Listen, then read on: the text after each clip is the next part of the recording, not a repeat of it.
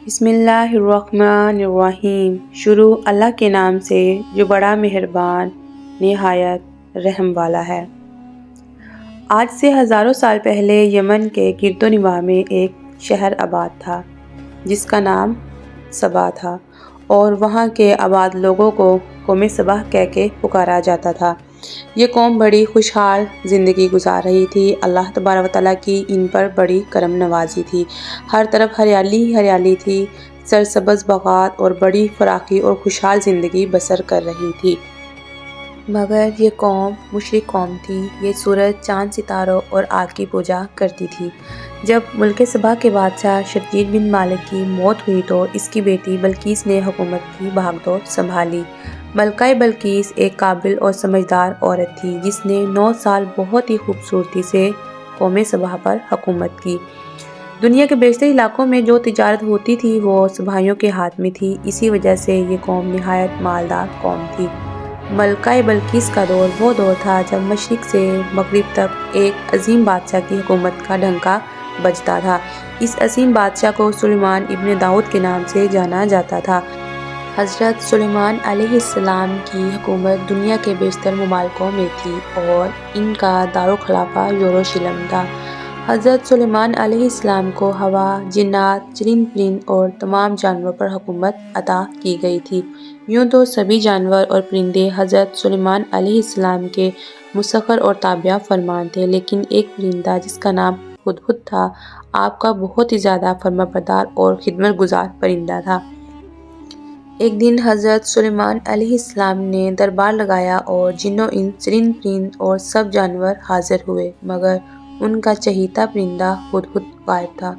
آپ نے پوچھا، ہدہد کہاں ہے؟ کسی نے کوئی جواب نہ دیا۔ آپ نے فرمایا کہ اگر ہدہد اپنی غیر موجودگی کی کوئی غیر مناسب وجہ پیش کرتا ہے تو اس کو ذبح کر دیا جائے گا۔ ابھی گفتگو ہو ہی رہی تھی کہ ہدہد حاضر ہو گیا۔ آپ نے پوچھا، ہدہد تم کہاں غائب تھے؟ پھر ہدہد نے کہا، اے پیغمبر خدا، آج میں اڑتے اڑتے ایک ایسے ملک میں پہنچ گیا جہاں کے لوگ شرک میں مبتلا ہیں۔ وہ لوگ سورج، چاند، ستاروں اور آگ کی پوجا کرتے ہیں۔ اس ملک پر ایک عورت حکومت کرتی ہے جس کا نام بلقیس ہے۔ یہ عورت بہت بڑے تخت پر بیٹھ کر سلطنت کرتی ہے اور بادشاہوں کے شایان شان جو بھی سر و سامان ہوتا ہے وہ سب کچھ اس کے پاس موجود ہے۔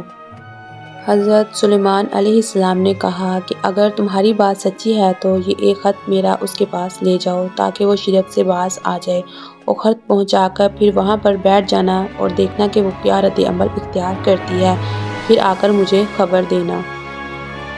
وہ خط کچھ اس طرح سے ہے، شروع اللہ کے نام سے جو بڑا مہربان اور رحم فرمانے والا ہے۔ یہ عزت والا خط سلیمان ابن داؤد کی جانب سے ملکہ سبا بلقیس کی طرف ہے۔ جو ہدایت کی پیروی کرے اس کے لیے سلامتی ہے۔ مجھ پر غلبے کی خواہش نہ کرو، میرے مقابلے میں سرکشی اختیار نہ کرو، بلکہ فرمانبردار اور مطیع ہو کر میرے پاس آ جاؤ۔ یہ خط دراصل قوم سبا اور ملکہ بلقیس کی طرف اسلام کی دعوت تھی۔ ہدہد نے یہ خط جا کر ملکہ بلقیس کے گود میں گرا دیا۔ ملکہ کے دربار میں اس وقت 300 سردار موجود تھے۔ انہوں نے جب یہ خط سنا وہ سب کے سب طیش میں آ گئے اور انہوں نے کہا، یہ تو سراسر ہماری توہین ہے۔ ان لوگوں نے اپنی طاقت اور جنگی مہارت کا اعلان اظہار کر کے حضرت سلیمان علیہ السلام سے جنگ کا ارادہ کیا، مگر ملکہ بلقیس ایک سمجھدار عورت تھی۔ انہوں نے کہا، یہ خط کوئی عام خط نہیں ہے، یہ کسی عام شخص کی طرف سے بھی نہیں ہے، یہ خط پیغمبر خدا کی طرف سے ہے، اس لیے ہمیں حکمت سے کام لینا ہوگا۔ عقل مند بلقیس نے اپنے امیروں اور وزیروں کو سمجھایا کہ جنگ مناسب نہیں ہے، کیونکہ اس سے شہر ویران اور شہر کے عزت دار باشندے ذلیل الخوار ہو جائیں گے۔ اس لیے میں یہ مناسب خیال کرتی ہوں کہ کچھ ہدیہ اور تحائف ان کے پاس بھیج دوں۔ اس سے ان کا امتحان ہو جائے گا کہ حضرت سلیمان علیہ السلام صرف بادشاہ ہیں یا اللہ کے نبی بھی۔ اگر وہ نبی ہوں گے تو ہرگز میرا ہدیہ قبول نہیں کریں گے، بلکہ ہم لوگوں کو اپنے دین کی اتباع کا حکم دیں گے، اور اگر وہ بادشاہ ہوں گے تو میرا ہدیہ ضرور قبول کر لیں گے اور ان کا دل نرم پڑ جائے گا۔ چنانچہ بلقیس نے 500 غلام، 500 لونڈیاں بہترین لباس اور زیوروں سے آراستہ کر کے بھیجے۔ اور ان لوگوں کے ساتھ 500 سونے کی اینٹیں اور بہت سے جوہرات اور مشک عنبر اور ایک تاج بما خط اپنے قاصد کے ساتھ بھیجا۔ ہدہد یہ سب دیکھ کر وہاں سے روانہ ہو گیا اور حضرت سلیمان علیہ السلام کے دربار میں آ کر سب خبریں پہنچا دیں۔ حضرت سلیمان نے جب ہدہد کی یہ بات سنی تو انہوں نے جنات کو حکم دیا کہ ملک میں داخل ہونے والے ہر راستے کو سونے اور چاندی کی اینٹوں سے فرش بنا دیا جائے۔ راستے کے دونوں جانب سونے اور چاندی کے عجیب الخلقت جانور کھڑے کر دیے جائیں اور دربار کی تمام کرسیوں کو سونے اور چاندی سے سجا دیا جائے اور دربار کی تمام دیواروں کو سونے اور چاندی کے زیورات سے مزین کر دیا جائے۔ چنانچہ چند دن کے بعد ملکہ بلقیس کا قاصد جب تمام ساز و سامان کے ساتھ دربار میں حاضر ہوا اور حضرت سلیمان علیہ السلام نے جب ان کو دیکھا تو وہ غضبناک ہو گئے اور انہوں نے کہا کہ کیا تم میری مال سے مدد کرنا چاہتے ہو؟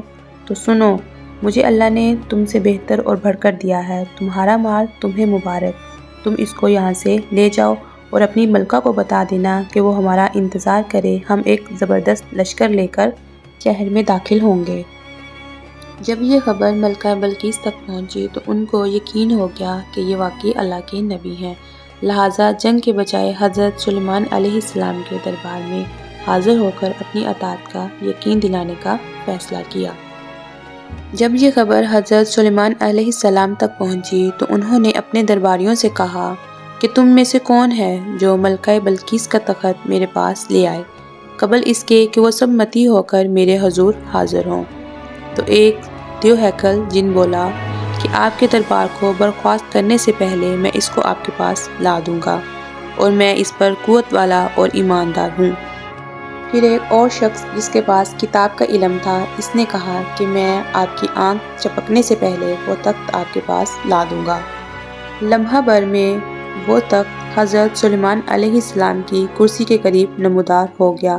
تخت کو دیکھ کر حضرت سلیمان علیہ السلام نے کہا کہ یہ میرے رب کا فضل ہے تاکہ وہ مجھے آزمائے کہ میں شکر کرتا ہوں یا ناشکری، اور جو شکر کرے وہ اپنے ہی بھلے کے لیے شکر کرتا ہے، اور جو ناشکری کرے تو میرا رب بے پرواہ اور بڑی خوبیوں والا ہے۔ مفسرین کا کہنا ہے کہ وہ شخص جو کتاب کا علم رکھنے والا تھا اس کا نام آصف ابن برقیہ تھا اور وہ حضرت سلیمان علیہ السلام کا دوست ہے، اور کچھ مفسرین کا کہنا ہے کہ وہ ان کے خالازاد بھائی تھے۔ کہا جاتا ہے کہ ملکہ بلقیس کا تخت 80 گز لمبا، 40 گز چوڑا اور سونے اور چاندی اور طرح طرح کے جوہرات اور موتیوں سے آراستہ تھا۔ حضرت سلیمان علیہ السلام نے ملکہ بلقیس کے تخت میں کچھ رد و بدل کروا دی تاکہ وہ اپنے تخت کو پہچان نہ سکے اور اس کو مزید بہتر بنا دیا۔ جب ملکہ بلقیس حضرت سلیمان علیہ السلام کے دربار میں داخل ہوئی تو حضرت سلیمان علیہ السلام نے پوچھا کہ کیا تمہارا تخت بھی اسی طرح کا ہے؟ ملکہ بلقیس نے کہا یہ تو ہو بہو اسی طرح کا ہے اور ہمیں پہلے ہی معلوم ہو چکا تھا اور ہم فرمانبردار بن چکے ہیں۔ ملکہ بلقیس کے حاضر ہونے سے پہلے حضرت سلیمان علیہ السلام نے ایک ایسا دربار تعمیر کروایا جس کا فرش شیشے کا تھا اور اس کے نیچے پانی تھا جس میں طرح طرح کی رنگ برنگی مچھلیاں اور جانور تھے، اور حضرت سلیمان علیہ السلام اس عمارت میں اپنے تخت پر جلوہ افروز تھے۔ شیشے کے نیچے سے پانی اپنی پوری آب و تاب کے ساتھ بہہ رہا تھا اور اس کے اوپر شیشہ بالکل نظر نہیں آتا تھا۔ جب ملکہ بلقیس کو اس محل میں لایا گیا، جب اس نے فرش کو دیکھا تو وہ سمجھی یہ پانی کا حوض ہے اور اس نے اپنی کنڈلیوں سے کپڑا ہٹا لیا۔ حضرت سلیمان علیہ السلام نے کہا یہ تو شیشے کا چکنا فرش ہے۔ یہ دیکھ کر ملکہ بلقیس شرمندہ ہوئی اور بول اٹھی کہ میں سورج کی پوجا کر کے اپنے آپ پر ظلم کرتی رہی اور اب میں نے سلیمان کے ساتھ اللہ رب العزت کی اطاعت قبول کر لی، لہٰذا بلقیس پر یہ ظاہر ہو گیا جیسے وہ شیشے کے فرش کو پانی کا حوض سمجھ بیٹھی تھی، اسی طرح اس نے اور اس کی قوم نے سورج کی چمک اور دمک دیکھ کر اس کو معبود سمجھ لیا۔